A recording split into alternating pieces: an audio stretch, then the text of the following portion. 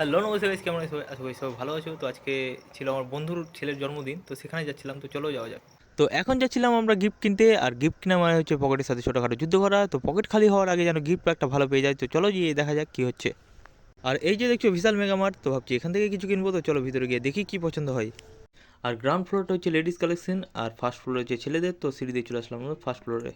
তারপর খুঁজতে থাকলাম আমাদের বার্থডে বয়ের জন্য জামা প্যান্ট, আর অনেক খোঁজাখুঁজি পর আমাদের এই জামাটা খুবই পছন্দ হলো। আর এই জামাটা দেখতে যত ছোট, দামটা ততই বেশি ভাই। এই টুনটা জামার দাম 6 টাকা, ভাবা যায় মানে লেভেল লেভেল। তো গাইস, গিফট কিনা আমাদের কমপ্লিট, আর এখন যাচ্ছি আমরা লজে। তো চলো। তো এখন আছি আমরা লজের সামনে, আর এই লজটা হচ্ছে রথবাড়ি রিমঝিম ফ্যাশনের পাশেই। আর সামনে ডেকোরেশনটা জাস্ট দেখো, বেলুন দিয়ে পুরো সাজানো আছে, খুব সুন্দর লাগছে। আর এখন চলে আসলাম লিফটের কাছে, আর লিফটে উঠে যাবো 4 তলায়। চলে আসলাম আমরা বার্থডে পার্টিতে, আর বার্থডে পার্টিতে এসে দেখছি অনেক লোকজনের ভিড়, আর এত লোকজনের মধ্যে আমরা বার্থডে বয়কে খুঁজছিলাম। আর তারপর খুঁজে পেলাম আমাদের বার্থডে বয়কে, আর এর সাথে কিছুক্ষণ কথা বলে তারপরে বসে গেলাম আমরা খেতে।